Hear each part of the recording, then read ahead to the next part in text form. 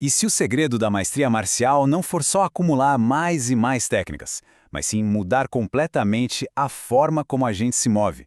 Hoje a gente vai mergulhar no modelo genial de Sun Lutang para entender as 3 camadas da verdadeira habilidade. Sabe aquela ideia que quase todo praticante tem no começo? De que evoluir é só aprender um golpe novo, depois outro e mais outro? Mas será que o caminho para a maestria é mesmo esse? Um simples acúmulo? Então, a tradição que vem de Sun Lutang diz que não. Um sonoro não. O segredo, na verdade, não está na quantidade de formas que se sabe, mas sim numa transformação radical da qualidade do nosso movimento. É uma mudança que vem de dentro para fora.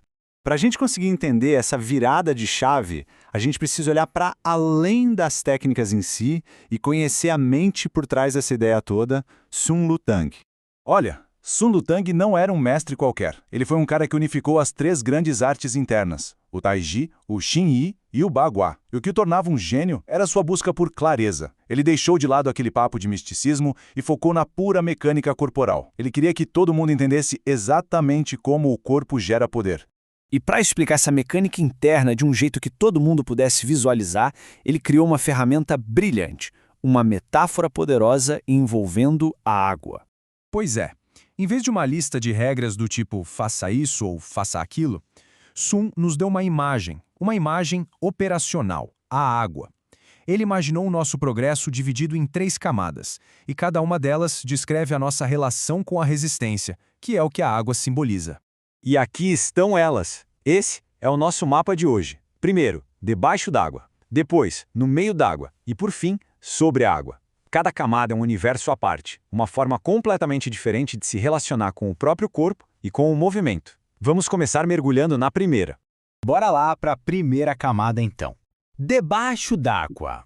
Esse aqui é o ponto de partida de quase todo mundo, sabe? Aquele estágio em que cada movimento parece uma verdadeira batalha. A sensação é exatamente essa, de estar submerso. Tudo é difícil, tudo é pesado. É como se o ar ficasse mais denso, sabe? Cada gesto exige um esforço enorme. Parece que a gente está lutando contra uma força invisível o tempo todo. E aqui a gente vê como a metáfora se encaixa perfeitamente na realidade técnica. Essa sensação de andar debaixo d'água na prática é um corpo cheio de tensão desnecessária, de travamentos. O movimento custa caro porque a força simplesmente não flui da base até as mãos. No fim das contas, o corpo está se auto-boicotando. É como tentar nadar e, ao mesmo tempo, se segurar para não sair do lugar. Aí vem a grande pergunta, né? Como é que a gente para de se afogar no próprio esforço e, finalmente, começa a flutuar? A resposta está na segunda camada, no meio d'água. Esse é o grande ponto de virada. É o momento em que a luta começa a se transformar em fluidez. A palavra-chave aqui é flutuar. Não se trata mais de empurrar o movimento com força bruta. A intenção, a nossa mente, começa a guiar, a convidar o corpo a se mover. E ele responde com muito, mas muito menos resistência. Do ponto de vista técnico, a mudança é gigantesca. A sensação de flutuar significa que o atrito interno do corpo diminuiu. Esse é o famoso estado de Song, uma soltura inteligente. O centro de gravidade deixa de ser uma âncora e vira um pivô móvel. E é aqui que o praticante começa a entender o que é o Jin, a força integrada de verdade. A mentalidade muda. A gente para de pensar eu preciso manter a forma e passa a pensar eu preciso me relacionar com o espaço. E é super importante entender isso. Jin não é força de músculo, não é força bruta. É uma qualidade, uma direção que foi treinada. Pensa assim, numa ponte suspensa, que se mantém íntegra e flexível mesmo com o vento, em vez de um muro de tijolos, que aguenta até quebrar. Isso é Jin, inteligência na estrutura. Depois de aprender a flutuar, a gente chega na terceira e última camada, sobre a água. Esse é o auge da maestria segundo o modelo do Sun. A imagem aqui é de se mover na superfície da água. Aquela luta contra a resistência simplesmente sumiu. O movimento se torna tão eficiente, tão econômico, que não existe mais aquele atrito interno que fazia a gente afundar lá na primeira camada. E a mecânica por trás disso é fascinante. A intenção, o I, organiza o corpo de forma instantânea. A estrutura fica elástica, como uma mola que absorve e libera força. E a percepção, o Qin, fica tão aguçada que é quase como escutar a intenção do outro pelo simples contato, respondendo antes mesmo da ação dele se completar.